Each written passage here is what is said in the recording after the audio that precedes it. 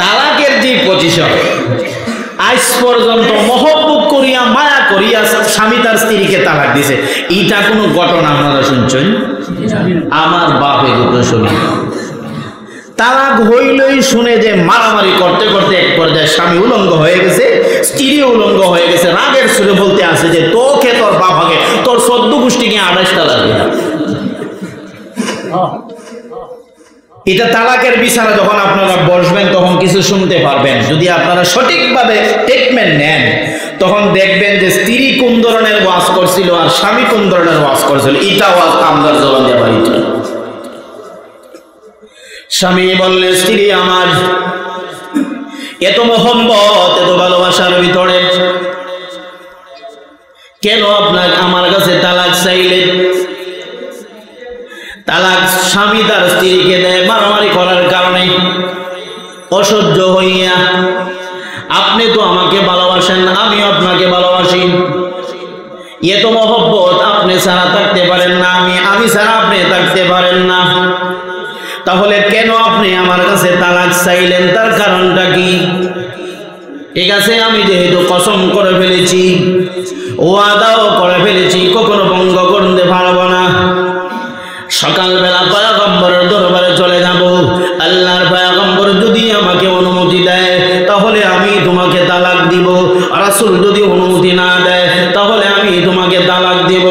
এইভাবে সারা রাত অতিবাহিত হয়ে গেল। সকালবেলা স্বামী আর স্ত্রী ঘোড়ার উপর সওয়ার হইয়া পয়গম্বরের দরবারে রওনা দিলেন, রাসূলের কাছ থেকে অনুমতি নেবেন। ও পয়গম্বর, আমার বিবি আমার কাছে তালাক চেয়ে নিয়েছে, আমি কি তালাক দিতে পারিনি? মাঝ রাস্তায় যাওয়ার পরে হঠাৎ করে স্বামী ঘোড়ার উপর থেকে পড়িয়া নিচে পড়িয়া হাতটা ভেঙে গেল, অ্যাক্সিডেন্ট হয়ে গেল। সাথে সাথে বিবি নিচে নামিয়া নিজের কাপড় দিয়া স্বামীর হাতকে সুন্দর করে ব্যান্ডেজ করিয়া বললেন, স্বামী আর তালাক দিতে হবে না, আসো বাসায় আসো, আমি ওয়াদা করলাম জীবনে আর কোনোদিন তালাক চাবো না। দ্বিতীয় নম্বর হলো, আপনার খেদমত করিয়া করিয়া আমি দুনিয়া থেকে বিদায় হতে চাই। স্বামী বললেন, ফিরে আমার এখন তো ফেস আরো বড়। রাসূলের দরবারে গেলাম, না আগে বলেছিলেন তালাক দাও, এখন যে কথা পরিবর্তন করে ফেললেন, কি ব্যাপার? এখন বলতেছেন তালাক চাবেন না, সারা জীবন আমার খেদমত করবেন। আমার মধ্যে এই মুহূর্তে কি পাইলেন বোঝার বিষয় লক্ষ্য করবেন। যেই বিবি রাত্রে তালাক চেয়েছিল ভালোবাসার সময়, সকালবেলা বিপদের সময় বলে তালাক দেওয়া লাগবে না, ফেস বাড়ছে না কমছে? স্বামী বললেন, বিবি এখন তো বোঝার বিষয়, আগে বলছিলেন তালাক আমি দিব, আমার কাছে তালাক চাইতে আছে, সকালবেলা রওনাও দিলাম, মাঝখানে আসার পরে বললেন তালাক লাগবে না, কি ব্যাপার? স্ত্রী যেই কথাটা বলতেছিলেন এটা এখন বোঝার বিষয়, শরম লাগবে। স্ত্রী এবার বললেন, স্বামী আমার গত 2 দিন আগে আপনি পয়গম্বরের ওয়াজ থেকে আগমন করার পরে আমার কাছে নবীজির একটা ওয়াজ আপনি নকল করেছিলেন। সেই ওয়াজটা হলো, আল্লাহ যদি কোনো মানুষকে ভালোবাসে মহব্বত করে, ওই মানুষটাকে আল্লাহ বিপদের সম্মুখীন করে। ও আমার সবই আপনার করে আগমন করার পরে শুধু আনন্দ আর আনন্দ, এতদিন পর্যন্ত আমি কোনোদিন বিপদ দেখি নাই। সুবহানাল্লাহ বলেন না।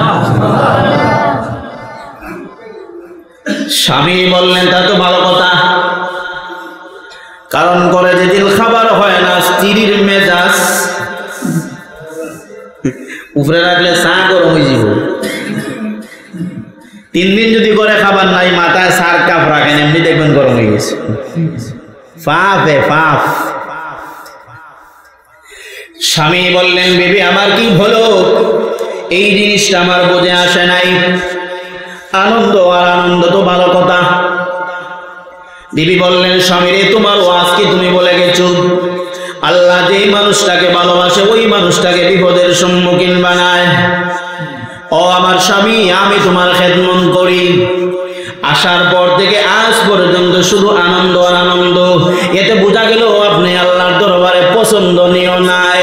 স্বামী আমার যেই স্বামী আল্লাহর দরবারে পছন্দনীয় নাই, এমন স্বামীর খেদমত করে আমার জীবনটা লস করার প্রয়োজন নাই।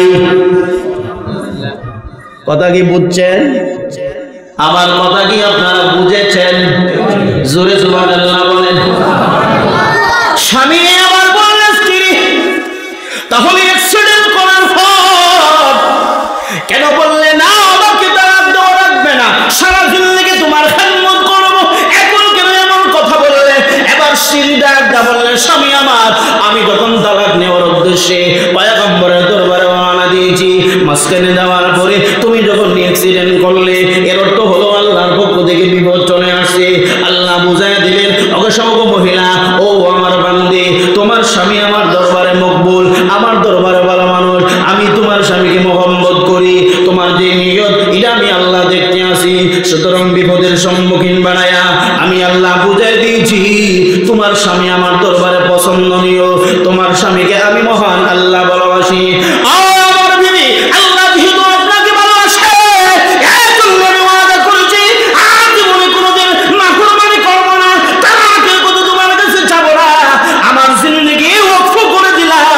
আগে যতটুকু খেদমত করতাম, আজ থেকে আমি সারা জিন্দেগি মরা পর্যন্ত তোমার খেদমত করার জন্য রাজি আছি। ইনাতাবাদ ইসলামী সমাজ কল্যাণ পরিষদ আয়োজিত আজকের এই 10ম বাৎসরিক তাফসীরুল কোরআন মাহফিলে শ্রদ্ধাভাজন সভাপতি সাহেব, দিগার হযরত মুসল্লিয়ানে কারাম, যুবক ভাইরা, বাড়ি ঘরে অবস্থানরত পর্দার আড়ালের আমার সম্মানিতা মা ও বোনেরা, মহান মালিক আমাদের সকলকে আজকের এই তাফসীর মাহফিলে এসে বসে উম্মতের উলামায়ে কেরামের জবান থেকে আল্লাহ আমাদের সবাইকে পবিত্র কোরআন ও হাদিসের আলোচনা করা শোনার তৌফিক দান করলেন। বলিষ্ঠ কণ্ঠে শুকরিয়া আদায় করেছি, আলহামদুলিল্লাহ। আমাকে একটা বিষয় দেওয়া হয়েছে, বিষয়টা হইল স্বামী স্ত্রীর দায়িত্ব এবং কর্তব্য। এই বিষয়ের উপর কথা বলার জন্য আমি আপনাদের সামনে পবিত্র কোরআন শরীফের 21 নম্বর পারা সূরা রুমের 21 নম্বর আয়াত তেলাওয়াত করেছি। পয়গম্বর আরবি বিশ্ব নবী রাহমাতুল লিল আলামিনের যত হাদিসগুলি আছে, এই হাদিসের ভিতর থেকে কানা হাদিসও আপনাদের সামনে পাঠ করেছি। আল্লাহ রাব্বুল আলামিন যেন নির্ধারিত বিষয়ের উপরে আমাদের সবাইকে কিছু কথা বলা, শোনা, বাস্তবে যেন আমল করার তৌফিক দান করেন, এই জন্য একবার জোরে পড়ি আমিন। বিষয়টা অত্যন্ত গুরুত্বপূর্ণ এবং আমাদের জন্য খুবই জরুরি, জানা দরকার। এ কারণে আমি আপনাদের সামনে পবিত্র কোরআন শরীফের যে আয়াত তেলাওয়াত করেছি, আয়াতকে সামনে রেখে কথাগুলি বলবো। তবে বিষয়টা যেমন জরুরি তেমন আমাদের সকলের জানা থাকার দরকার, স্মরণ রাখাও দরকার। শুধু জানলেই হবে না, স্মরণ রেখে বাস্তবে আমল করতে হবে। খুবই লম্বা। স্বামীর উপর স্ত্রীর কতটুকু দায়িত্ব, স্ত্রীর উপর স্বামীর কতটুকু দায়িত্ব, মানে একজন আরেকজনের কাছে কতটুকু পাওনাদার, বিষয়টা অনেক লম্বা। কোরআন এবং হাদিসের আলোকে এক একটা বিষয়কে যদি গবেষণা করে বাহির করা হয়, তাহলে মোটামুটি পর্যায়ে স্বামী তার স্ত্রীর কাছে 26টা পাওনা, স্ত্রী তার স্বামীর কাছে 26টা পাওনা। কয়টা হইল? 26 আর 26 52। আমি যদি শুধু নাম্বার বলে আর সামান্য কিছু কথা বলে যাই, যে সময় আছে 52কে বুঝতে পারবো না। এ কারণে বিষয়টাকে আমি একেবারে কিছু খাটো করে সমন্বয়। স্বামী স্ত্রীর কাছে 5টা জিনিস পাও না, স্ত্রী তার স্বামীর কাছে 5টা পাও না, এতটুকু আলোচনা করার চেষ্টা করব যাতে আমরা মোটামুটি আমল করতে পারি। মোটামুটি আমরা একটা পর্যায়ে গেলাম যে আমি স্বামী হইয়া 5টা জিনিস স্ত্রী আমার কাছে পায়, স্ত্রী হইয়া স্বামী আমার কাছে 5টা জিনিস পায়। এই 5টা মোটামুটি আলোচনা করার চেষ্টা করব, তারপরে তো কম না, পাশে 10। এরপর আর একটা বিষয় হলো স্বামীর 5টা আগে আলোচনা করব না, স্ত্রীর 5টা আগে আলোচনা করব, আরেক বেজাল। কারণ শ্রোতা আমরা যারা আছি সবাই পুরুষ, এর ভিতরে প্রায় অধিকাংশ স্বামীও আছি, না হইলেও ভবিষ্যতে আমরা স্বামী হব। এখন বেড়া হইল আগে আমরা স্বামীরটা আলোচনা করব না স্ত্রীরটা আলোচনা করব, যেহেতু আপনারা সবাই পুরুষ আর আমার মকসুদ হইল আপনারাই। এজন্য আগে আপনাদের কাছে স্ত্রী তার কয়টা জিনিস পায় এটা আলোচনা করার চেষ্টা করব, নাকি স্ত্রীর 5টা আগে আলোচনা করব? আপনাদের মতামত চাই। স্ত্রীরটা আগে আলোচনা করি, যেহেতু কারণ মাঝে মাঝে যদি আমরা উপরে পড়ে তাহলে তো বিপদ। স্বামী হইয়া স্ত্রীর কাছে যদি মান সম্মান থাকে না, এর চাইতে লজ্জা নাই। তো আগে আর তারটা বলেন আমরা কয়টা ভাই, যদি সময় শেষ হয় বাঁচলাম, আল্লাহ বাঁচাইল। তাহলে আসুন প্রথমে স্ত্রীর কাছে আমরা কি কি জিনিস পাই। প্রথম নম্বর জিনিস হইল তেলাওয়াতকৃত আয়াতের ভিতরে একটা শব্দ আছে লিতাসকুনু ইলাইহা। স্ত্রীকে আল্লাহ কেন বানাইলেন আল্লাহ নিজেই বলেন লিতাসকুনু ইলাইহা, আমরা যেন স্ত্রীর কাছে গিয়ে আরাম করি, আমাদেরকে সান্ত্বনা দেওয়ার জন্যই আল্লাহ স্ত্রী একটা জাতি এদেরকে আল্লাহ তৈরি করলেন। একবার সুবহানাল্লাহ পড়ি। এই বিষয়টা খুব জটিল। আপনি সারাদিন কাজ করলেন, অফিসে কাজ করলেন, জমিনে কাজ করলেন, হাল চাষ করলেন, কুশাসা করলেন, দুপুরের সময়, মাদানের সময়, রাত্রিবেলা যদি আপনি বাসায় আসার পরে আপনার বিবি আপনাকে সালাম দেয়, গরম পানির ব্যবস্থা করে দেয়, আপনার গাম মুছে দেয়, নাস্তা পানির ব্যবস্থা করে দেয়, সারা দিনের যত আরাম কষ্ট আছে মুহূর্তের ভিতরে দূর হয়ে যাবে। বিষয়টা এমন না? আর যদি বাসায় আসিয়া পান বিবি আছে বিবির পথে, মেয়ে আছে মেয়ের পথে, আপনার কোনো খবর নাই, সারা দিনে যত কষ্ট হয়েছে আপনার বাসায় আসার পরে কষ্টটা এর চাইতে আরো ডাবল হবে। কথা ঠিক কিনা? আর যদি আইসা পান আপনার বিবি সেজে গুজে সুন্দরী হইয়া দরজায় আপনার সামনে অপেক্ষা করতে আছে, আসার সাথে সাথে দরজা খুলে দিল আসসালামু আলাইকুম, সারা দিনের কষ্ট এক সালামে দূর হয়ে গেল। বাসায় পাড়া দেওয়ার সাথে সাথে গরম পানির ব্যবস্থা, আপনি হাত মুখ পরিষ্কার করা শেষ হয়, পিছন দিকে আপনার বিবি হাইয়া গামছা নিয়ে দাঁড়ানো নেন। আপনি হাত মুখ পরিষ্কার করে বিছনায় আসবেন, আসিয়া দেখেন ইন্না লিল্লাহ নাস্তা রেডি। নাস্তা খাওয়ার পরে এখন বিছনায় গিয়ে ঘুমাইবেন, গিয়া দেখেন বিছনায় তো সুন্দর, আবার বালিশও আছে, এদিকে কমলের ব্যবস্থা, লন্ডনী কমল দিলেন, ঘুম আপনি দিচ্ছেন ঘুম, এর ভিতরে আপনার বিবি আসিয়া আপনার মাথায় হাতায় বুলায় বলে আপনি ঘুমান, সারাদিন কষ্ট করেছে। আল্লাহর পয়গম্বর বলেন এমন বিবির জন্যে আল্লাহর জান্নাত ওয়াজিব হয়ে যায়। আমরা যে স্ত্রীর কাছে যে 5টা জিনিস পাবো, এটা মোট 5টা না, বরং একটু কাটো হরি বলতে আছে। এই যে 5টা পাবো, প্রথম নম্বর হলো খেদমত। স্ত্রী আমাদেরকে খেদমত করতে হবে, এটা বিবির উপর ওয়াজিব। স্বামী স্ত্রীর পরিচয় দিতে গিয়ে আল্লাহ পবিত্র কোরআন শরীফের এক আয়াতে বলেন হুন্না লিবাসুল লাকুম ওয়া আনতুম লিবাসুল লাহুন্না। স্বামী স্ত্রীর জন্য পোশাক, স্ত্রী স্বামীর জন্য পোশাক। পোশাক যেইভাবে আমাদের শরীরের একবারে সর্বনিকটে, পোশাকের চাইতে আর কাছে দুনিয়ার কোনো জিনিস নাই। আল্লাহ বুঝাই দিলেন পোশাক যেইভাবে তোমাদের একেবারে কাছে, ঠিক তেমনি ভাবে দুনিয়াবি শান্তির জন্য স্ত্রী হইল তোমাদের একেবারে কাছে। এই স্ত্রীরা যদি তোমার জন্য ভালো হয়, তোমার দুনিয়াটা ভালো। এই স্ত্রী যদি তোমার জন্য ভালো হয়, তোমার পরকালটা ভালো। ফলাফল হিসাবে স্বামী স্ত্রী দুইজন আল্লাহর বেহেশতের বাসিন্দা। আল্লাহর পয়গম্বর বলেন, আদ-দুনিয়া কুল্লুহা মাতা ও খায়রু মাতা'আদ দুনিয়া আল মারাতু সালিহা। পুরাটা দুনিয়া উপভোগের জিনিস, সবচেয়ে ভালো উপভোগের জিনিস হইল নেককার একজন স্ত্রী। তে আমরা বিবিদের কাছে যে 5টা জিনিস পাবো, তার প্রথম নম্বর আমরা খেদমত পাই। কি ভাই? খেদমত।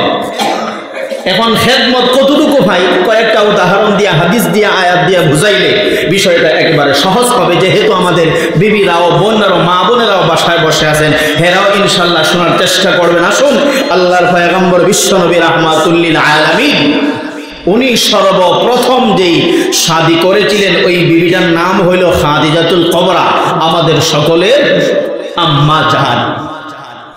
বয়স হইল 40। পয়গম্বরে আরবি রাহমাতুল লিল আলামিনের বয়স হইল মাত্র 25। দামানদের বয়স কম, আর স্ত্রীর বয়স অন্তত 15 বছর বেশি। এমন যদি হয়, আপনারা কি স্ত্রী গ্রহণ করবেন? আচ্ছা, কে কে করবেন একটু হাত তোলা দেন। যদি লন্ডনী হয়, এখন ফেল, অথবা ইন্দিকানি হয়, হুজুর বয়স দরকার নাকি দেন, ঠিক করে দেন। যাওয়ার পরে আগে যাই। কিন্তু আল্লাহর পয়গম্বর দুনিয়াবি কোনো স্বার্থ নেই।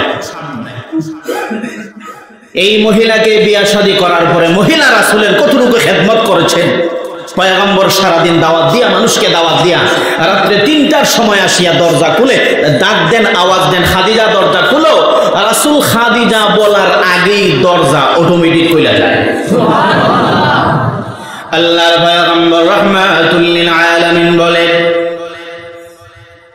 ও খাদিজা, তুমি কি এখনো ঘুমাও নাই? রাত্রে তো 3টা হয়ে গেছে, এখন তো ঘুমানোর কথা। খাদিজা রাদিয়াল্লাহু তাআলা আনহা জবাব দিলেন, ও পয়গম্বর আরবি রাহমাতুল লিল আলামিন, আপনি দিনের দাওয়াত নিয়ে আর বাসায় বাসায় চলিয়া গেছেন, বাড়ি বাড়ি চলিয়া গেছেন। আপনার খাদিজা আরামে ঘুমাইতে পারে না, আপনার টেনশনে আরামের ঘুম হারাম হয়ে গেছে। সুবহানাল্লাহ, জোরে কই। ও খাদিজা, ও পয়গম্বর, আপনার জন্য আমি বসে আছি, কখন আপনি আওয়াজ দিবেন আপনার জন্য আমি দরজা খুলে দিব। এই যে তাকায় দেখেন, আপনার জন্য গরম পানি রেডি। ও পয়গম্বর, আপনার জন্য নাস্তাও রেডি। আল্লাহর পয়গম্বর হাত মুখ পরিষ্কার করে নাস্তা করে ঘুমাইবেন, কিন্তু না, মাওলার ডাকে সাড়া দেওয়ার জন্য রাসূল নামাজে দাঁড়িয়ে যায়। খাদিজা ঘুমায় না, আল্লাহর পয়গম্বরের পিছনে পিছনে খাদিজাও নামাজে দাঁড়িয়ে যায়।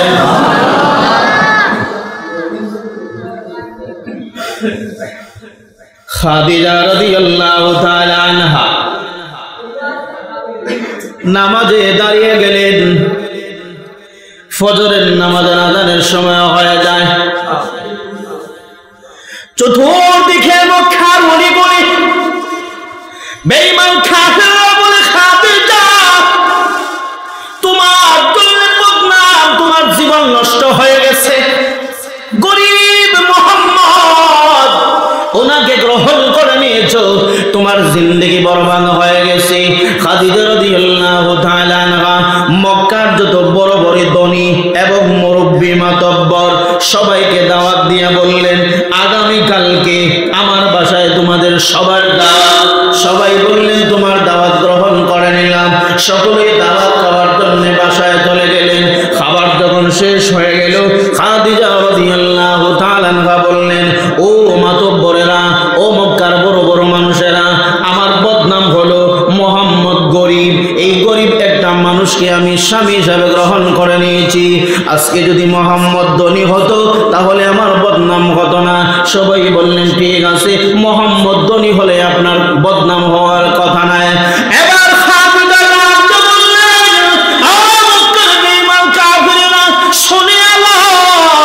আমি খাদিজার যত ব্যবসা বাণিজ্য আছে, যত সম্পদ গুণে আছে, যত টাকা আছে, আজ থেকে তোমাদের সামনে আমি আমার স্বামীর নামে কাগজ করে দিয়া আমার স্বামীকে মক্কার সবচাইতে বড় ধনী বানায়া দিলাম। আমার ভাইয়েরা, খাদিজা রাদিয়াল্লাহু তাআলা আনহা ধনী বানায়া দিলেন আল্লাহর পয়গম্বরকে। আল্লাহর পয়গম্বর উহুদের পাহাড়ের উপরে, সাফা পাহাড়ের উপরে, যারা হাজী সাহেব হজ করার জন্য গিয়েছেন দেখবেন এত উপরে পাহাড়, একটা সুস্থ সবল পুরুষ পাহাড়ের উপরে উঠতে পারে না।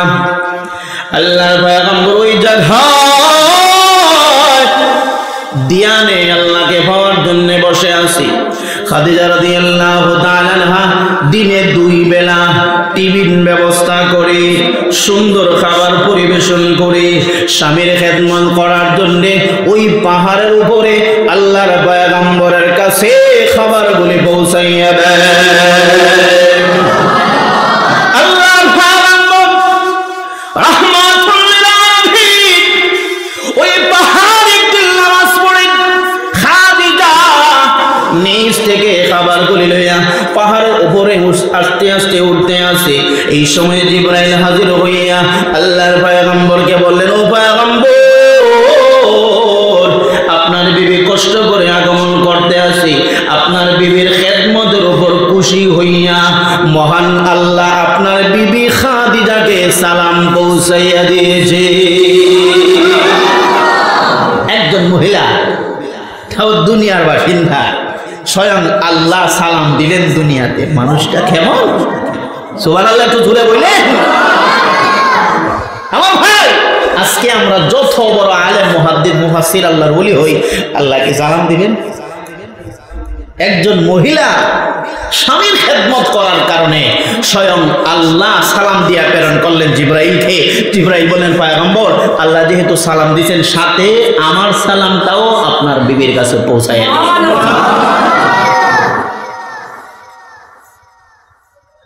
আল্লাহর পয়গম্বর নবীজির কাছে সালাম দিয়ে জিবরাইল বিদায় হয়ে গেলেন। খাদিজা 1-1.5 মিনিট পরে খাবার নিয়ে হাজির হয়ে গেলেন। পয়গম্বর খুশি হইয়া বললেন, খাদিজা, তোমার খেদমতের উপর আল্লাহ খুশি হয়ে গেছে। স্বামীকে খুশি করার জন্য যে খেদমত করলেন, আল্লাহ খুশি হয়ে গেছে। ও খাদিজা, আল্লাহর পক্ষ থেকে সালাম, ওই সালাম গ্রহণ করে নাও। জিবরাইল সালাম দিয়েছেন, গ্রহণ করিয়া নাও। খাদিজা রাদিয়াল্লাহু তাআলা আনহা বললেন, ও পয়গম্বর, আল্লাহ যেহেতু বড়, আল্লাহ আপনার আপনার ডিজাইনের, সুতরাং আল্লাহর সালামের জবাব আমি খাদিজা দিলে হক আদায় হবে না। আল্লাহর সালামের জবাব আপনি দেন।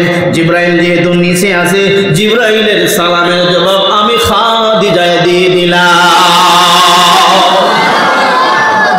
প্রথম নম্বর, আমরা যে হক পাবো আমাদের খেদমত করা।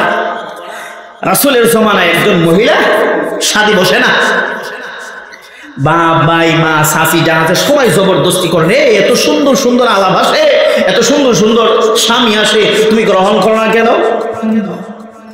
ওই মহিলা বললেন, ঠিক আছে, রাসূলের দরবারে নিয়ে যাও। নিয়ে যাওয়ার আগে তারা রাসূলের কাছে বিচার দিয়া বসে আছে যে, রাসূল, আমাদের মেয়েটা বিয়া বসে না, আপনি আসলে একটু বুঝাই দিন। রাসূল বললেন, ঠিক আছে। মহিলাকে নিয়ে আসা হলো। রাসূল বললেন, মহিলা কেন শাদী বসে না? মহিলা বললেন, হুজুর, স্বামীর খেদমত কতটুকু করতে হবে এবং কতটুকু হক আদায় করলে আল্লাহ আমাকে মাফ করবে, এটা তো আমার জানা নাই। আমাকে ওইটা জানাইয়া দেন, এরপরে আমি বিবাহ বসবো। রাসূল বললেন, শোনো, তুমি যদি তোমার স্বামীর পুরা শরীর 3.5 হাত মাথা থেকে পা পর্যন্ত যদি ফুজ রক্ত এইভাবে রক্তাক্ত হয়, আর তুমি যদি তোমার জিহ্বা দিয়া মাথা থেকে পা পর্যন্ত সাটিয়া সাটিয়া তোমার স্বামীকে পরিষ্কার করো, এরপরও স্বামীর হক আদায় হবে না। মহিলা বললেন, ও পয়গম্বর রাহমাতুল লিল আলামিন, এভাবে যদি আমি হক আদায় না করতে পারি, আমার তো বিবাহ বসার কোনো প্রয়োজন নাই। ও পয়গম্বর নবী রাহমাতুল লিল আলামিন, আপনার কাছ থেকে স্বামীর হক জেনে নিয়েছি, এত তাড়াতাড়ি আমার দ্বারা স্বামী গ্রহণ করা সম্ভব হবে না। ও পয়গম্বর, আমি যেই সময় স্বামীর হক আদায় করতে পারবো ওই সময় আমি বিবাহ বসবো, এর আগে শাদী বসবো না। আল্লাহর পয়গম্বর বললেন, ও মহিলা, তোমার জন্য আমি দোয়া করব, তুমি যেন স্বামীর খেদমত হক আদায় করতে পারো। আল্লাহর পয়গম্বর ওই মহিলার জন্য দোয়া করলেন, আল্লাহ ওনার অন্তরটা স্বামীর জন্য আপনি নরম করিয়া দাও, সে যেন স্বামীর হক আদায় করতে পারে।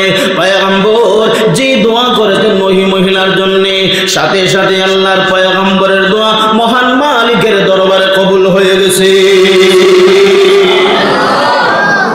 আল্লাহর পয়গম্বরের একজন মেয়ে ছিলেন ফাতিমা, জীবনে মনে হয় নাম শুনেন নাই না? অনেকবার শুনছেন, অনেকবার শুনছেন।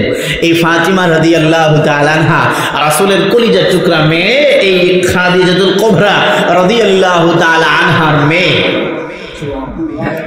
জান্নাতে যত মহিলা যাবে ওই সকল মহিলাদের সর্দার হবে হযরত ফাতিমা। আচ্ছা, বেহেশতে কি একজন, দুইজন, 10 জন যাবে না কোটি কোটি? কোটি কোটি মহিলার সর্দার হবেন হযরত ফাতিমা রাদিয়াল্লাহু তাআলা আনহা। এত সম্মান আল্লাহ ফাতিমাকে দিয়েছিলেন। আল্লাহ রাসূল পয়গম্বর বলেন, হাসরের ময়দান থেকে যেই সময় ফাতিমা রাদিয়াল্লাহু তাআলা আনহা বেহেশতে যাওয়ার জন্য রওনা দিবেন, ফুলসিরাত পাড়ি দেওয়ার সময়, ওই সময় আল্লাহ সমস্ত হাসরবাসীদেরকে বলবেন, সাবধান করে দিলাম, নিচের দিকে তাকাও, আল্লাহর পয়গম্বরের মেয়ে ফাতিমা এই মুহূর্তে ফুলসিরাত পাড়ি দিয়ে আল্লাহর তৈরি বেহেশতে যাবে। আল্লাহ ওই সময় বলবে, ও হাসরের বাসিন্দারা, নজরটাকে নিচের দিকে নেও, সাবধান করে দিলাম, উপরের দিকে তাকাইবা না। এই কথা মানুষ কখন কাকে বলে? মাননীয় প্রেসিডেন্ট যদি হঠাৎ করে আপনাদের এলাকায় আসে, আইডির পক্ষ থেকে বলা হয়, সাবধান করে দিলাম, কেহ বাসা থেকে বাহির হবেন না। অথবা সেনাবাহিনীর পক্ষ থেকে বলা হয়, সাবধান করে দিলাম, কেহ বাজারে যাইবেন না, প্রধানমন্ত্রী আসতে আছে।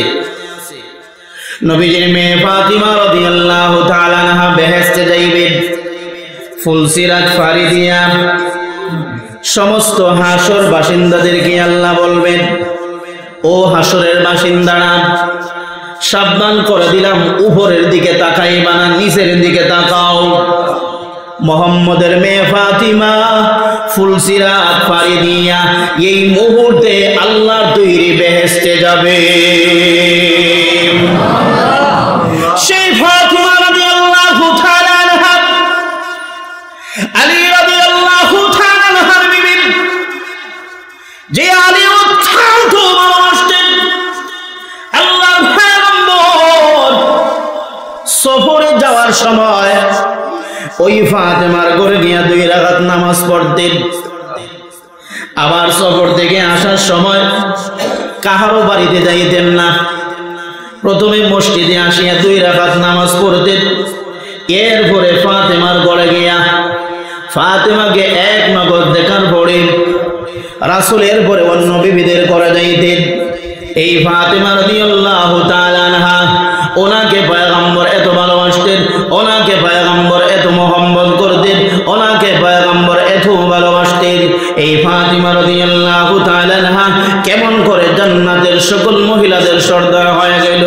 হাদিস শরীফে উল্লেখ করা হয়, আলী রাদিয়াল্লাহু তাআলা আনহা এক সময় যুদ্ধের ময়দান থেকে আগমন করলেন, ক্লান্ত শ্রান্ত হইয়া বাসাতে আগমন করার পরে বললেন, ও ফাতিমা, আমাকে একটা গ্লাস পানি দাও। ফাতিমা রাদিয়াল্লাহু তাআলা আনহা তাড়াতাড়ি পানি নিয়ে আগমন করলেন।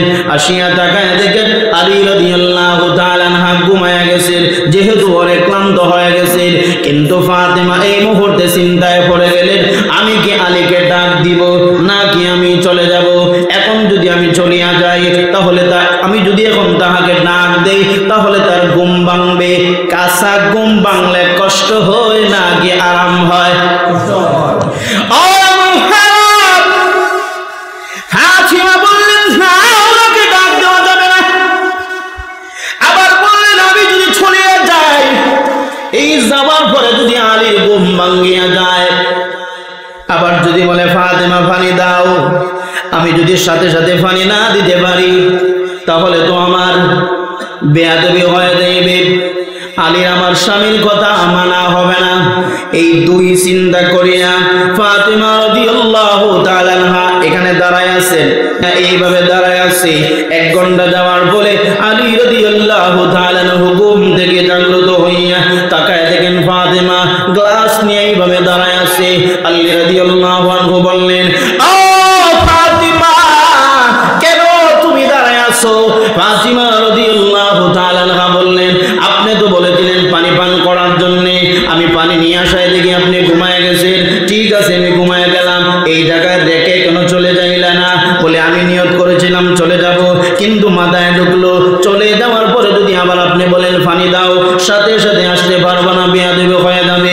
আবার যদি ওই জায়গায় রাখিয়া যায়, আপনি ঘুম থেকে জাগ্রত হইয়া যদি খেয়াল থাকে না, আপনি যদি না পান, এই জন্য আমি দাঁড়ায় আছি। যাইও নাই, আমার গ্লাসটা আমি টেবিলের উপরে রাখিও নাই। আলী খুশি হইয়া আল্লাহ বলে দোয়া করলেন, প্রভু আমি আমার স্ত্রীর উপর খুশি, মহা পুরস্কার দাও, আমার ফাতিমাকে আপনি পুরস্কার দাও। আলী রাদিয়াল্লাহু আনহু দোয়া করলেন, আয় আল্লাহ আমার ফাতিমাকে জান্নাতের যত মহিলা আছে এদের সর্দার হিসাবে কবুল করিয়া নাও। সাথে সাথে ওই দোয়া মহান আল্লাহর দরবারে কবুল হয়ে গেছে।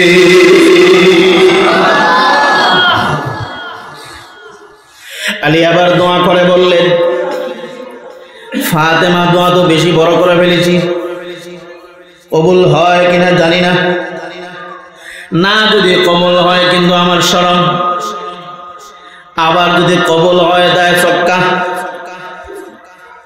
এত বড় দোয়া হতে পারে। কিন্তু মনে মনে ডর, যদি কবুল না হয়। নবীজি এক হাদিস শরীফে বলেন, স্বামী যদি খুশি হইয়া স্ত্রীর জন্য খাস দিলে দোয়া করে, দোয়া করতে দেরি হয়, ওই দোয়া মহান মালিকের দরবারে কবুল হইতে একটা সেকেন্ড দেরি হয় না। আলী রাদিয়াল্লাহু আনহু বিপদের সম্মুখীন, যদি আমার দোয়া কবুল না হয়, দ্বিতীয় নম্বর দোয়া করে ফেলেছি অনেক বড়। আজকে যদি আমি দোয়া করি আল্লাহ আমার মুসল্লি সময়কে প্রেসিডেন্ট বানায় দাও, এটা কি সম্ভব? একই দেশে প্রেসিডেন্ট 1 জন না 100 জন হয়? 1 জন।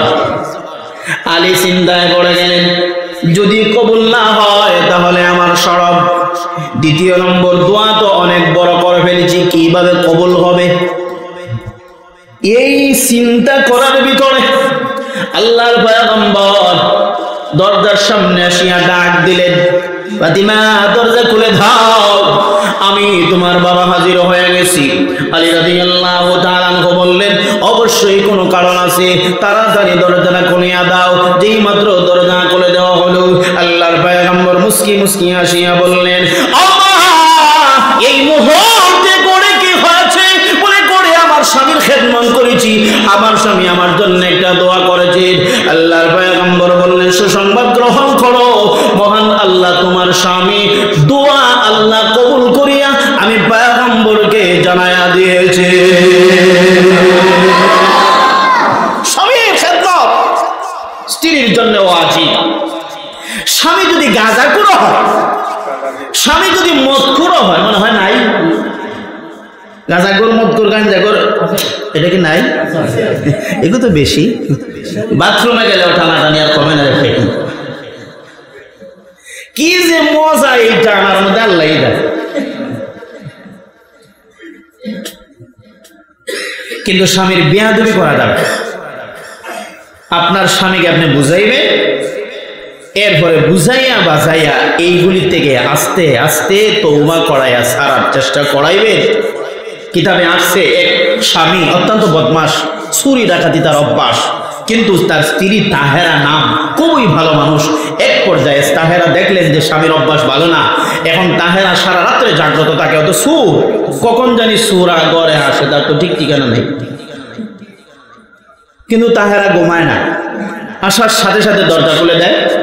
দরজা খুলে দেওয়ার পরে গরম পানি দেয়, সাথে সাথে গামছা দেয়, ঘুমানোর পরে আবার হাত মুখ টিফা দেয়, স্বামী আপনি ঘুমান। ফজরের নামার সময় আবার গিয়া হাত পায়ে এইভাবে টিপে, স্বামী আপনি উঠে, মসজিদ থেকে আজান হইতেছে, আল্লাহর ঘর মসজিদে যান। কয়েকদিন এরকম রাগান্বিত হয়েছে। এবং স্ত্রী তো নতুন বিবি, আবার কিছু বলতেও পারে না। কিছুদিন সহ্য করার পরে বলে, আল্লাহ এত সুন্দর একটা নারী আমাকে স্ত্রী বানায় দিলে, আমি কিভাবে বদ অভ্যাস করি আল্লাহ, এই স্ত্রীর পরি সাইয়া আমার বদ অভ্যাস ছাড়লাম, আজ থেকে তওবা করে আপনার খাঁটি গোলাম হয়ে গেলাম। একটা মহিলা যে কোনো একটা পুরুষকে যদি চায়, আমার পুরুষকে, আমার স্বামীকে, অথবা আমার ভাইকে, আমার বাবাকে আমি সঠিক রাস্তায় চালাবো, একেবারে সহজ ব্যাপার। আর স্বামী যদি চায় যে তার বিবিকে সুন্দর পথে চালাবো, অত সহজ ব্যাপার নাই।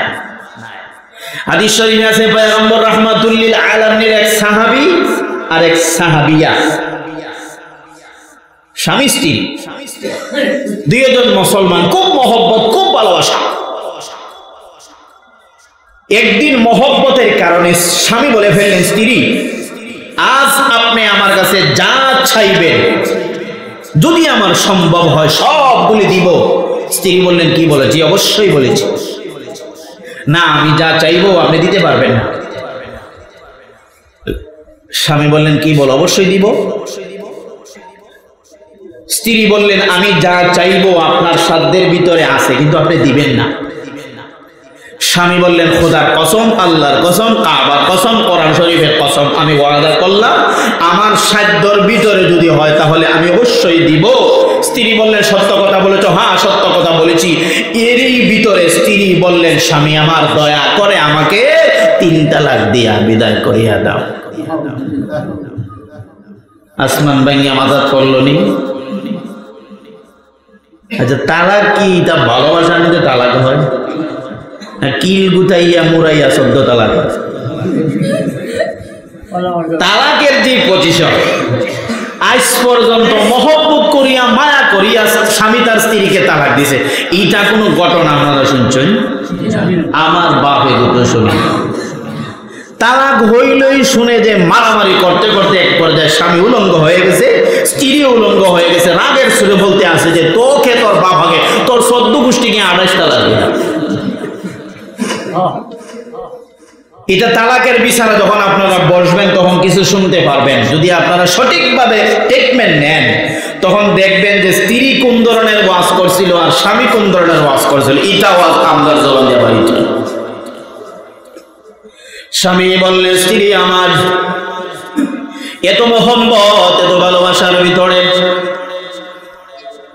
কেন আপনাকে আমার কাছে তালাক চাইলেন? তালাক স্বামী তার স্ত্রীকে দেয় মারামারি করার কারণে, অসহ্য হইয়া। আপনি তো আমাকে ভালোবাসেন, আমি আপনাকে ভালোবাসি, এত মহব্বত, আপনি ছাড়া থাকতে পারেন না, আমি ছাড়া আপনি থাকতে পারেন না, তাহলে কেন আপনি আমার কাছে তালাক চাইলেন? তার কারণটা কি? ঠিক আছে, আমি যেহেতু কসম করে ফেলেছি, ওয়াদাও করে ফেলেছি, কখনো ভঙ্গ করতে পারবো না। সকালবেলা পয়গম্বরের দরবারে চলে যাব। আল্লাহর পয়গম্বর যদি আমাকে অনুমতি দেয় তাহলে আমি তোমাকে তালাক দিব, রাসূল যদি অনুমতি না দেয় তাহলে আমি তোমাকে তালাক দিব। এইভাবে সারা রাত অতিবাহিত হয়ে গেল। সকালবেলা স্বামী আর স্ত্রী ঘোড়ার উপর সওয়ার হইয়া পয়গম্বরের দরবারে রওনা দিলেন, রাসূলের কাছ থেকে অনুমতি নেবেন। ও পয়গম্বর, আমার বিবি আমার কাছে তালাক চেয়ে নিয়েছে, আমি কি তালাক দিতে পারিনি? মাঝ রাস্তায় যাওয়ার পরে হঠাৎ করে স্বামী ঘোড়ার উপর থেকে পড়িয়া নিচে পড়িয়া হাতটা ভেঙে গেল, অ্যাক্সিডেন্ট হয়ে গেল। সাথে সাথে বিবি নিচে নামিয়া নিজের কাপড় দিয়া স্বামীর হাতকে সুন্দর করে ব্যান্ডেজ করিয়া বললেন, স্বামী আর তালাক দিতে হবে না, আসো বাসায় আসো, আমি ওয়াদা করলাম জীবনে আর কোনোদিন তালাক চাবো না। দ্বিতীয় নম্বর খেদমত করিয়া করিয়া আমি দুনিয়া থেকে বিদায় হতে চাই। স্বামী বললেন, বিবি আমার, এখন তো ফেসারা বড়,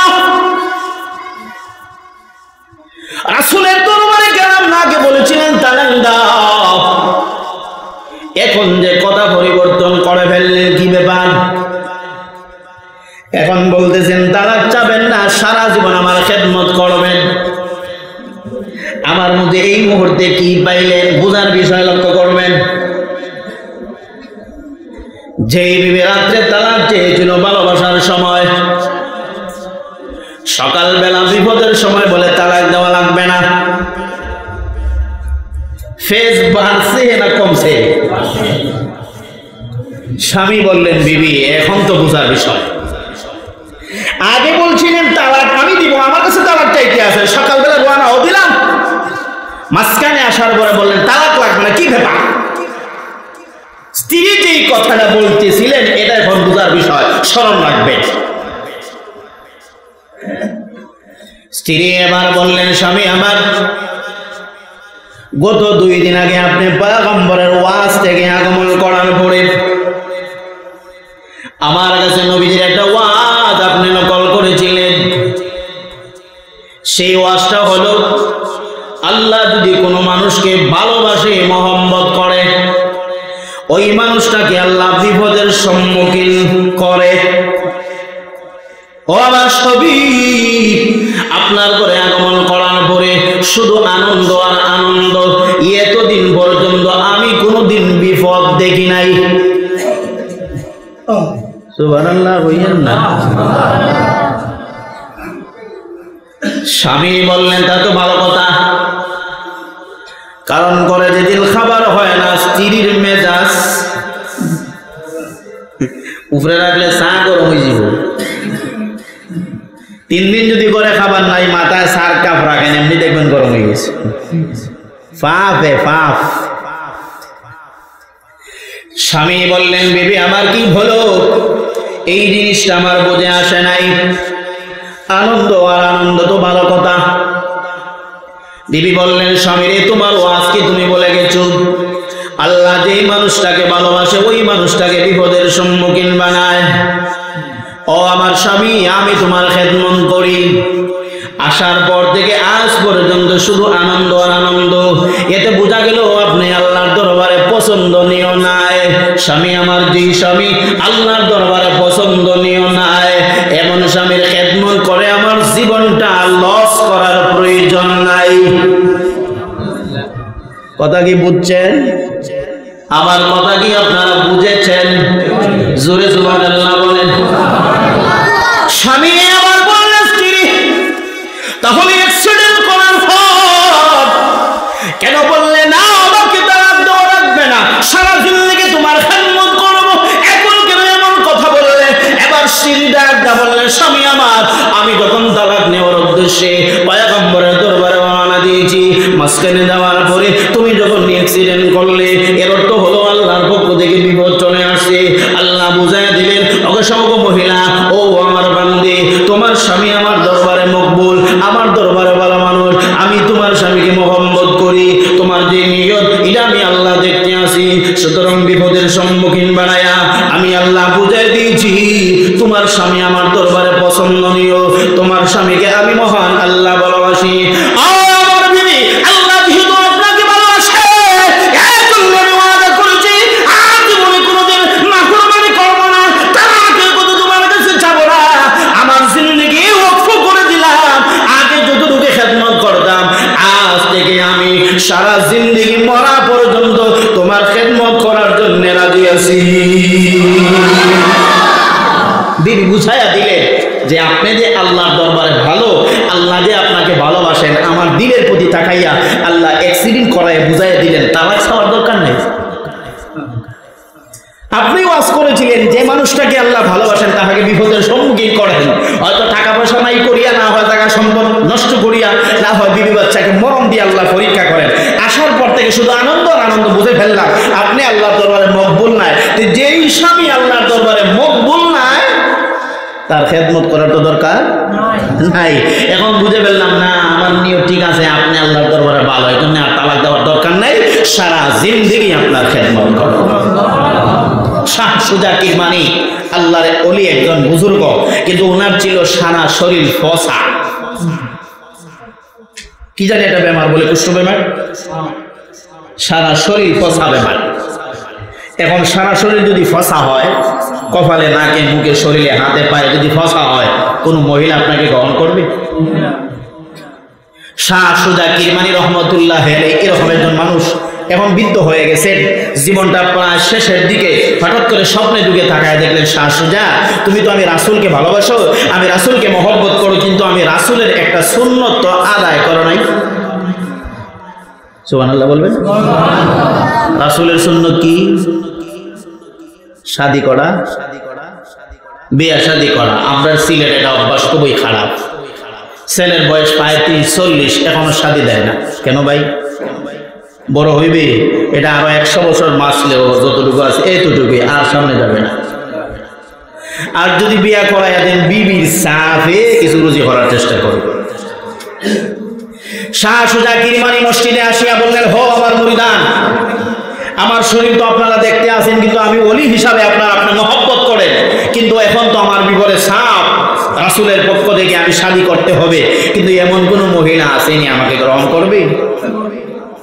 একজন মুরিদ চুপে চাপে মসজিদ থেকে উইটা বাসায় চলে গেলেন, গিয়া বললেন, আমার মেয়ে আল্লাহর ওলি বুজুর্গ, আপনি তো জানেন। জি আমি জানি, উনি শাদী করার জন্য বলতে আছে, কিন্তু ওনার শরীর তো ফসা, তুমি কি ওনাকে গ্রহণ করবা? ওই মেয়ে বললেন, আব্বা কি বলেন, তাড়াতাড়ি ওনাকে রাজি করা। আমি স্বামী চাই না, বরং তো স্বামী শরীর চাই না, স্বামী গ্রহণ করিয়া ওনার ফসা শরীরের খেদমত করার জন্য ওনাকে আমি স্বামী হিসাবে চাই। মুরিদ মসজিদে আগমন করার পরে শাহ সুজা কিরমানি রহমাতুল্লাহ আলাইহির কাছে গিয়ে বললেন, ও আল্লাহর ওলি, আমার মেয়ে রাজি আছে। কিরমানি রহমাতুল্লাহ আলাইহি বললেন, আপনার মেয়ে রাজি আছে, আমার শরীরের কথা কি বলেছেন? উনি বললেন, ও আল্লাহর ওলি, বলতে হবে না, বরঞ্চ কলে কৌশলে নাবালিগ টাকা অবস্থায় আমার মেয়ে তোমার শরীরকে আরো আগ থেকেই চিনে। শাহ সুজা কিরমানি বললেন, ভাই, তোমার মেয়ে যদি আমাকে স্বামী হিসাবে গ্রহণ করে, স্বামীর যে দহক 1 নম্বর হলো শরীর, আমার তো নাই, তাহলে আমার খেদমত কিভাবে করবে? উনি বললেন, আমার মেয়ে সবগুলি জানিয়া বুঝিয়া তোমার খেদমত করার জন্য রাজি হয়েছে। যেই মাত্র এই কথাগুলি বললেন, সাথে সাথে শাহ সুজা কিরমানি রহমাতুল্লাহি আলাইহি বললেন, আজকেই শাদী হয়ে না। শাদীও হয়ে গেল। বাসর করে দেওয়ার আগে ওই মুরিদের মেয়ে বাসর করে ঢুকাইয়া মেয়েকে বললেন, সাবধান করে দিলাম, আল্লাহর ওলির কোনো বেয়াদবি করবা না। উনি করে আগমন করার পরে সঠিকভাবে ওনার খেদমত করবা। মেয়ে বললেন, আব্বা ঠিক আছে, আমি আপনার সাথে ওয়াদা দিলাম, আল্লাহর ওলির কখনো আমি বেয়াদবি করব না। ওই কথা বলার পরে শাহ সুজা কিরমানি বাসর করে দেওয়ার আগে 2 রাকাত নামাজ পড়ে আল্লাহর দরবারে হাত বাড়িয়ে বললেন, প্রভু, একজন বালেগা মহিলা, তুমি, আমি আল্লাহর ওলি, আপনি আমাকে ভালোবাসেন, আমি আপনাকে ভালোবাসি, এই জন্য আমার খেদমত করার জন্য ওই মহিলা আমাকে স্বামী হিসাবে গ্রহণ করে নিয়েছে। আয় আল্লাহ, মহিলার নিয়ত তো ভালো, কিন্তু আমি একটু উপকার করতে চাই, দয়া করে আমার একটা দোয়া কবুল করবানি। এই বলিয়া দোয়ার কথা বললেন। ওগো প্রভু, আমি যখন ওই মহিলার ঘরে যাব, তার মানে হলো বাসর করে আমি যখন ঢুকবো, দয়া করে আমার শরীরটা একটু ভালো করে দিবেননি। যেই মাত্র দোয়া করলেন, সাথে সাথে তাকায় দেখে শাহ সুজা কিরমানির পরিপূর্ণ শরীর সুস্থ হয়ে গেছে। এবার সুস্থ শরীর লইয়া শাহ সুজা কিরমানি বাসার ভিতরে ঢুকলেন বাসর করে। বিবির সাথে সাথে পর্দা করে ফেললেন। ইন্না লিল্লাহ। স্বামী তো এরকম ভালো না।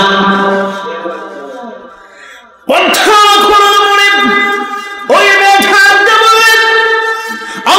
আপনার পরিচয় কি?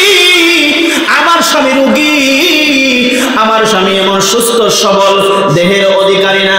আল্লাহর দোয়াই দিলাম, দয়া করে আপনি আমার ঘর থেকে বাহির হয়ে যাও, কারণ আমি স্বামী হিসাবে গ্রহণ করে নিয়েছি এত সুন্দর একটা শরীর পাওয়ার জন্য না, আমি শাহ সুজা কিরমানিকে কবুল করে নিয়েছি একমাত্র আল্লাহকে রাজি করব, রাজি করিয়া স্বামীর খেদমত করার জন্য কবুল করে নিয়েছি। শাহ সুজা কিরমানি রহমাতুল্লাহি আলাইহি বিবির সামনে গিয়ে বললেন, ও বিবি, আমার নাম ওই শাহ সুজা কিরমানি, কিন্তু আল্লাহ আমার একটা দোয়া কবুল করে নিয়েছে। কি দোয়া কবুল করে নিয়েছে? তুমি তোমার নিয়ত জায়গায় রাখো, তোমার নিয়ত ঠিক আছে, তোমার নিয়তের দিকে তাকাইয়া আমি আল্লাহর দরবারে দোয়া করেছি, হায় আল্লাহ, আমি যখন ওই মহিলার ঘরে যাব, দয়া করিয়া আমার শরীরটাকে আপনি সুস্থ করে দিবেন নি। যেই মাত্র কথা বললাম, দোয়া আল্লাহর দরবারে কবুল হয়ে গেছে, সাথে সাথে আল্লাহ আমাকে সুস্থতা দান করলেন। আজ থেকে যতদিন আমি আপনার ঘরে আগমন করব, ঘরে আসার পরে আমি সুস্থ হয়ে যাইব, বাসা থেকে বাহির হওয়া যাওয়ার পরে আগের মতো আমি অসুস্থ হয়ে যাইব। আমি সুস্থ শরীর পাওয়ার জন্য আপনার ঘরে আগমন করি নাই, বরং খেদমত করার জন্য আগমন করেছি। আপনার দোয়া আপনি পাল্টান, আল্লাহর কাছে আবার দোয়া করেন, আগের যেই শরীর আল্লাহ যেন ফিরা দেয়, আমি এই জন্য আগমন করেছি, আপনার খেদমত আমি করব, সুস্থ শরীর আমার কোনো দরকার নাই। শাহ সুজা কিরমানি মহিলার কথা শুনে আনন্দে আত্মহারা হইয়া আল্লাহর দরবারে দোয়া করলেন, প্রভু, আমার শরীর যে অসুস্থ ছিল, দয়া করে আবার ফিরে দাও। যেই মাত্র দোয়া করলেন, শরীরটা আবার কুষ্ঠ বেমার হয়ে গেল, সারা শরীর একবারে ফসে গেল। এবার ওই মহিলা আল্লাহর দরবারে শুকরিয়া আদায় করে বললেন, স্বামী আমার, আপনাকে পাওয়ার জন্য আগমন করি নাই, বরং আল্লাহকে পাওয়ার জন্য আমি আপনার খেদমত করব। এই খেদমত করার জন্য আমি তোমাকে স্বামী হিসাবে কবুল করে নিয়েছি। প্রথম নম্বর হলো স্বামীর খেদমত করা। বিস্তারিত হয়, এবার কি করবো, কিছু করার নাই, যেহেতু কথা চলে আসে। 2 নম্বর হলো স্বামীর শুকরিয়া আদায় করা। স্বামী একটা পাইছেন, আলহামদুলিল্লাহ, আল্লাহ এই স্বামীর শুকরিয়া আদায় করি। আমি মেয়ে হইয়া আপনি আমার ভাগ্যে একটা পুরুষ দিছেন, আল্লাহ এই পুরুষের শুকরিয়া আদায় করি, মতান্তরে আপনার শুকরিয়া আদায় করি, যেহেতু আপনি আমাকে একটা পুরুষকে স্বামী বানাইয়া দিয়েছেন। আমার ভাইরা, স্বামীর চাইতে বড় নিয়ামত স্ত্রীর জন্য এই দুনিয়াতে আর একটাও নাই। কিন্তু বাস্তব কথা হইল, আপনি যদি আপনার স্ত্রীর সারা জীবন ভালোবাসেন, মহব্বত করেন, যা চাইছে তাও দিছেন, কিন্তু হঠাৎ করে একদিন বিবি বলছে এটা সেল দেন, গলার সেল স্বর্ণ 20,000 টাকা দাম, আপনার কাছে টাকা নাই। তখন আপনি বললেন কিছুদিন পরে দিব, এখন যেহেতু টাকা নাই, কিছুদিন পরে আপনার বিবির কাছে গিয়া বললেন, আম্মার 5,000 টাকা দরকার, ওই টাকাটা দিয়ে দিও আম্মার কাছে। আপনি লক্ষ্য করে দেখবেন সাথে সাথে বিবির চেহারা কালো। কালো কেন আপনি বুঝবেন না, টাকা দিলাম আম্মাকে বিবির মাধ্যমে, বিবির চেহারা কালো হয়ে গেল কেন? ওই বাইরে বাইরে যে কোনো একটা সুযোগে তখন বলবে আপনাকে, মানছে যে কোনো কথা বললে 6 মাস পরে ওইটা আদায় করার চেষ্টা করো, আর আমি কোনো কিছু বললে মনে ওইটা আপনি মাথা বাইরেবেন, কি মনে তাহার, তখন কোলে কৌশলে আপনি নিতে পারবেন। ও 6 মাস আগে বলেছিল সেইনের কথা দিতে পারি নাই, আজকে বুঝি এই কথাটা শুনলাম। সারা জীবনের নিয়ামত এক কথায় শেষ। 2 নম্বর, 1 নম্বর খেদমত, 2 নম্বর স্বামীর শুকরিয়া আদায় করা, 3 নম্বর হইল স্ত্রীর কাছে আমরা যেটা পাই, 3 নম্বর হইল স্বামীর সম্পদ আছে, স্বামীর বাচ্চা আছে, স্বামীর ফ্যামিলি আছে, এই সবগুলি জিনিসের হেফাজত করা স্ত্রীর জন্য ওয়াজিব। আমার ভাইরা, এই ওয়াজিব কথাটা বলতে গিয়ে সময় একেবারে কম, কিন্তু এটা কথা মনে হয়ে গেছে, না বললে না ওই হয়। ইমাম মালিক রহমতুল্লাহ উস্তাদ স্বামীর সম্পদ কিভাবে হেফাজত করতে হয়, স্বামীর সম্পদ কিভাবে হেফাজত করতে হয়, স্বামীর বাচ্চাদেরকে কিভাবে লালন পালন করতে হয়। কারণ বর্তমান অবস্থা হলো পুরো পৃথিবী হাতের মুঠের ভিতরে। আপনার ছেলে আমেরিকা, আপনার ছেলে লন্ডন, আপনার বৌমা করে, অথবা আপনার ছেলে বিদেশ, আপনার বৌমা করে, এরকম হয় না? আছে, আমাদেরও আছে, আপনাদেরও আছে, সব জায়গায় আছে। এখন এই যে স্বামী গেল বিদেশ, স্বামী বাড়িতে, এক তো হইল 3.5 হাত বটি, স্ত্রীর বটিটা আমানত, এটা হলো স্বামীর পক্ষ থেকে আমানত রক্ষা করা ওয়াজিব। 2 নম্বর বাচ্চা আল্লাহ দিয়েছেন, এগুলি হেফাজত করা ওয়াজিব। 3 নম্বর স্বামীর কিছু সম্পদ আছে, এইগুলি হেফাজত করা ওয়াজিব। স্বামীর অনুমতি ছাড়া স্বামীর সম্পদ থেকে ভিক্ষা দেওয়া হারাম।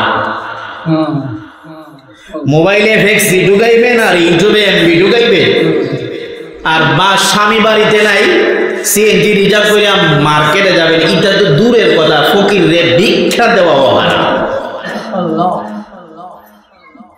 অনুমতি ছাড়া। স্ত্রীর মা বাপ ভাই বোন কোনো মানুষকে একটা টাকা দেওয়া যাবে না। হ্যাঁ, অনুমতি নেওয়ার পরে সব দিবেন, এতে কোনো সমস্যা নাই। দ্বিতীয় নম্বর হইল, স্বামী তোমাকে খরচের যে টাকাগুলি দেয়, ওই টাকা তুমি খরচ করার পরে যদি কিছু থাকে আর ওইটা যদি আপনি ব্যক্তিগত কাজে খরচ করেন তাহলে এটা সমস্যা নাই। কিন্তু স্বামী যদি অনুমতি না দেয়, ভিক্ষা পর্যন্ত দেওয়া আর আমরা বাসা ফ্যামিলি বাড়ি ঘরের অবস্থা কেমন? যে স্ত্রী, যে মা, যে বইনের স্বামী বিদেশে আছে, উনি তো এই বাড়ির প্রেসিডেন্ট, এই ফ্যামিলির প্রেসিডেন্ট। এখন শাশুড়ে কথা বলতে হলে ওনাকে জিজ্ঞাসা করতে হয়, বিবি কথা বলতে হলে ওনাকে জিজ্ঞাসা করতে হয়, দেবর কিছু করতে হলে ওনাকে বলতে হয় ভাবি কি করব, বৌমা কি করব। বৌমা অনেক সময় অভিমান করে, অনেক সময় কথা বলে, অনেক সময় অনুমতি দেয়, অনেক সময় দেয় না। বোঝা যায় এই বৌমা এই ফ্যামিলির রাজা, প্রেসিডেন্ট, আর সবগুলি তার আর প্রজা। কবরে যাওয়ার পর আল্লাহ তোমার ফিদাইয়া করবো সুজা, রেডি তাই। তো কথা যে কথা, স্বামীর সম্পদকে কিভাবে হেফাজত করতে হয়, ইমাম মালিক রহমতুল্লাহ উস্তাদ রবিয়া, ওনার আব্বাজান গেছেন ব্যবসায় যাওয়ার সময় ওনার বিবির গর্ভে একটা সন্তান। এখন ওই জমানা থেকে 700 বছর আগের কথা, এই টেলিভিশন ভিডিও বা কম্পিউটারের যুগ ছিল না। স্ত্রীর গর্ভে ছেলে হবে না মেয়ে হবে, জানা আছে? এখন তো এটা পেটে আসার পুরোই জানা যায় ছেলে না মেয়ে।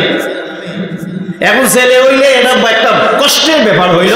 যদি বিবির ঘরে মেয়ে হয়, পুরা 7 মাস দামানদের চেহারাও কালো, মা চেহারাও কালো, মেয়ে আসবো ভালো লাগে না। আর যদি ছেলে হয়, আসার আগে বৃষ্টি মুখ আরম্ভ হয়।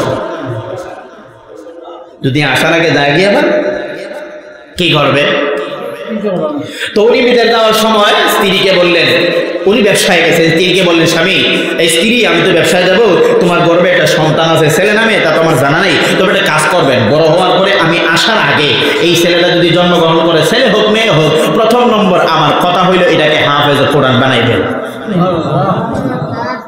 আল্লাহ কি মেহেরবানি, উনি ব্যবসায় যাওয়ার 3 মাস পরই, যেহেতু একবারে টাইম শর্ট, সংক্ষেপে বলতে আছে, শেষ না করলে আপনাদের কষ্ট লাগবে। আবার 3 নম্বর হইল স্বামীর সম্পদের হেফাজত করা, মালের হেফাজত করা। তো 3 মাস যাওয়ার পরই আল্লাহর কি মেহেরবানি, ওনার গর্ভে আল্লাহ একটা পুত্র সন্তান দিলেন। এটাকে লালন পালন করার পরে যখন একটু বড় হইল, মসজিদে নববী, ডাইরেক্ট মসজিদে নববী এই মাদ্রাসায় ভর্তি করায় দিলেন। 6 বছরের ভিতরে ওই বাচ্চাটা হাফেজে কোরআন হয়ে গেছে।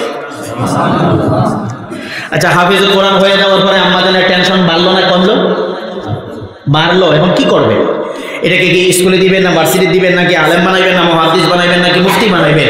মাথায় চিন্তা আসলো, যেহেতু স্বামীর কথা পালন করতে হবে, এটাকে আমি মুহাদ্দিস সাহেব বানাবো। দিলেন মসজিদে নববীর মাদ্রাসায় ভর্তি করাইয়া। স্বামীর কোনো খবর নাই। 10 বছরের ভিতরে এই ছেলেটা মদিনা শহরের সবচেয়ে বড় মুহাদ্দিস সাহেব হয়ে গেল। 6 আর 10 কত? 16। স্বামীর খবর নাই, ফোনের কোনো খবর নাই, সিটির কোনো ব্যবস্থা নাই। এখন 16 বছর পর্যন্ত স্ত্রী এইভাবে আছে, স্বামীর খবর নাই। তো ছেলেটাকে বাস্তব হিসাবে তার হক আদায় করিয়া হাফেজে কোরআন মুহাদ্দিস বানাইলেন।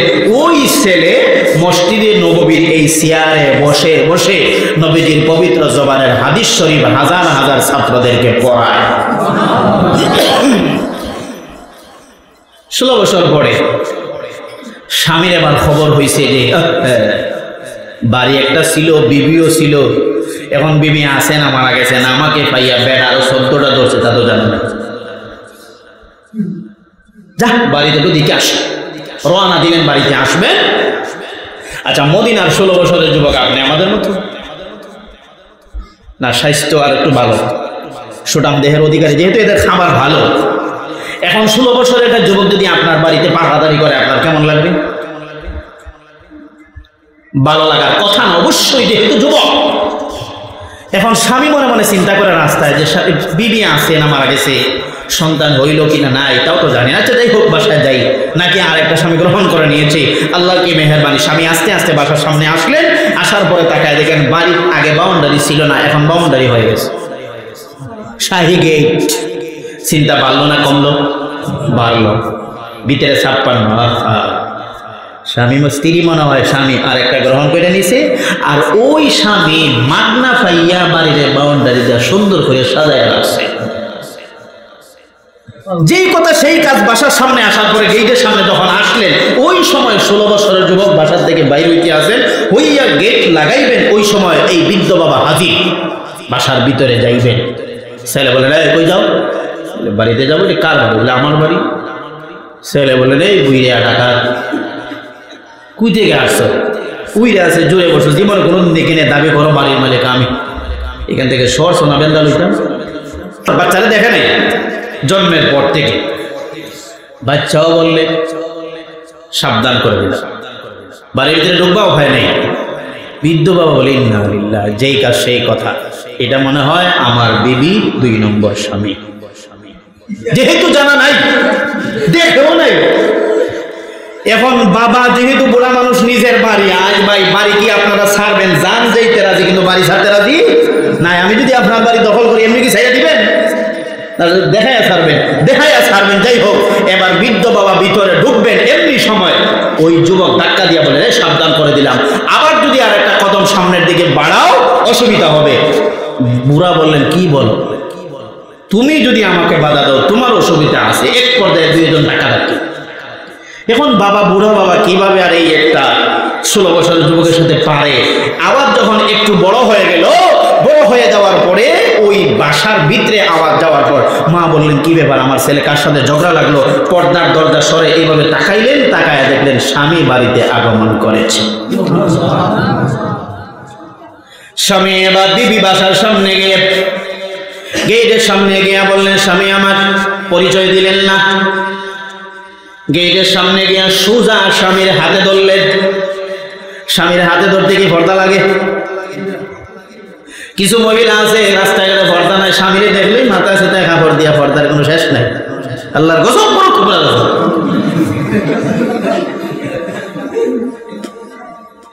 বিবি ঘর থেকে বাইর হইয়া গেটের সামনে গিয়ে স্বামীর হাতে ধরিয়া বললেন ভিতরে আসেন। ছেলেকে বললেন যাও, বাইরে যাও। ছেলে বললেন ইন্না লিল্লাহ, আমার মা আম্মা তো পর্দাশীল, কোন বেগানা পুরুষের সামনে বাহির হয় না, এই বুড়ো বাবার সামনে কেন বাহির হয়ে গেল? এখন বাসার সামনে বাহিরে গিয়ে ছেলে চিন্তা করে মনে হয় আমার বেয়াদবি হয়ে গেছি, মনে হয় আমার কোনো আত্মীয় স্বজন, যে আত্মীয় স্বজন যে জন্মের পর থেকে আমি আর কোনোদিন দেখি নাই, আত্মীয় স্বজন না বলে আমার আম্মা, ওনার হাতে ধরবেন মুহাদ্দিস সাহেবের আম্মা, পর পুরুষের হাতে ধরবেন, এটাকে বিশ্বাস করা যায়? বাসায় যাওয়ার পরে ওই স্বামী বলেন বিবি আমার সর্বনাশ হয়ে গেছে, আমার সম্পদ গেল কোথায়, বাড়ি গেল কোথায়, আমাকে না পাইয়া 16 বছরে না পাইয়া তুমি মনে হয় স্বামী আর একটা গ্রহণ করে নিয়েছো, এর জন্য ওই স্বামী তোমার বাড়ি হেফাজত করে নিয়েছেন। স্ত্রী মুস্কি মুস্কি হাসে, কিন্তু পরিচয় দেয় না। গরম পানি দিলেন, নাস্তার ব্যবস্থা করে দিয়া বললেন ও আমার স্বামী, এত তাড়াতাড়ি বলা সম্ভব হবে না, আগে গরম পানি দিয়ে হাত মুখ পরিষ্কার করেন, এরপরে নাস্তা করেন, এরপরে মসজিদে নববীর ভিতরে যান, ওই জায়গায় নামাজ পড়িয়ে চলে আসবেন, এরপরে আমি সম্পূর্ণ আপনার সাথে প্রকাশ করে দিব। কিন্তু স্বামী বলে না না, আগে না বললে এত তাড়াতাড়ি আমি হাত মুখ পরিষ্কার করবো না, অথবা খাবার গ্রহণ করবো না। বিবি ভুলে যায় না, 16 বছরে কষ্ট করে আমি ফলাফল অর্জন করেছি, এত তাড়াতাড়ি বলবো না। ঠিক আছে আপনি যাও। এবার স্বামী বললেন না না, না বললে খাবার গ্রহণ করবো না। স্বামী মনহারা হইয়া কান্নাকাটি করিয়া জোহরের নামাজ পড়ার জন্য মসজিদে নববীতে গেলেন। নামাজ পড়ার জন্য তাকায় দাঁড়াইলেন, যেই মাত্র নামাজে আল্লাহু আকবার বলিয়া দাঁড়াইলেন, এমনি তাকায় দেখে যেই ছেলের সাথে ঝগড়া হয়েছিল ওই ছেলে মসজিদে নববীর ইমামতি করে। টেনশন আরো ভালো। ইন্না লিল্লাহি ওয়া ইন্না ইলাইহি রাজিউন। আমি যদি ব্যবসায় না যাইতাম, আল্লাহ যদি আমাকে একটা সন্তান দিতেন, ওই সন্তানটাকে বড় করিয়া মানুষ করিয়া এত বড় মানুষ যদি আমি বানায় ফেলতাম, তাহলে আমার জীবনটা সার্থক হয়ে যাইত। ওই কথা বলিয়া নামাজের পরে ছেলে বাসায় যায় না, মসজিদের নববীতে হাদিস পড়াইবার জন্য বসে আছে। এবার বৃদ্ধ বাবাও যায় না, মসজিদের কোনায় বসে ছেলের দিকে তাকায়, আরেকবার শুধু চোখের পানি ফেলায়। এই তো আমার স্ত্রীর 2 নম্বর স্বামী আমার জীবনটা একবারে নষ্ট করে ফেলেছে। এই কথা বলতে বলতে কান্নাকানি করা অবস্থায় প্রায় আসরের নামাজের সময় হয়ে গেল। ছেলেও আসে না, বাবাও আসে না। বিবি বললেন, কি ব্যাপার? একটু তারা মারামারি করেছে বাড়ির সামনে, এখন কি আবার মারামারি মসজিদে গিয়া হওয়া আরম্ভ হইল কিনা তাও জানি না।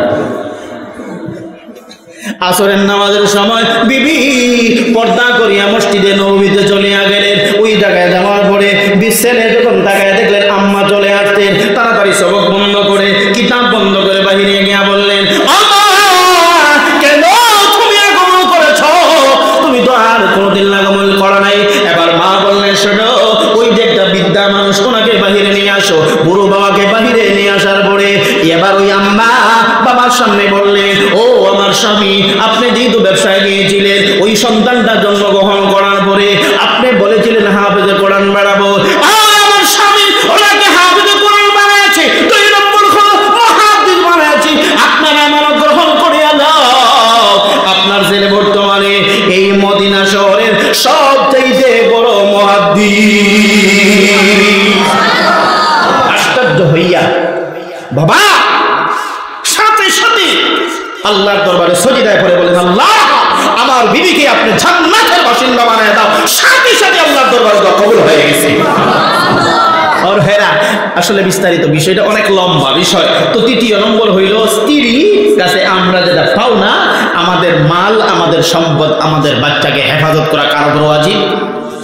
স্ত্রীর উপর ওয়াজিব। 4 নম্বর হইল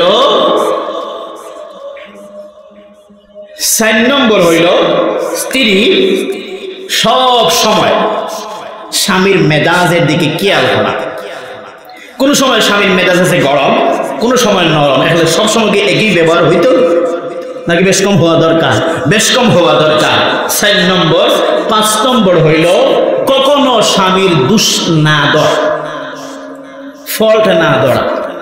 দোষ হইল বুঝাইয়া বাজাইয়া বলা। এই হলো আমরা 5টা পাওনা। এটা 26টার মধ্যে কারসিট করিয়া 5টা বলেছি। এখন আমাদের কাছে বিবির আরো 5টা পাওনা। এটা বলতে গেলে আরো 1.5 ঘন্টা দরকার। আল্লাহ রাব্বুল আলামিন আমাদের সবাইকে আমল করার তৌফিক দান করো। ওয়া আখিরু দাওয়ানা আলহামদুলিল্লাহি রাব্বিল আলামিন। আসসালামু আলাইকুম ওয়া রাহমাতুল্লাহি ওয়া বারাকাতুহু।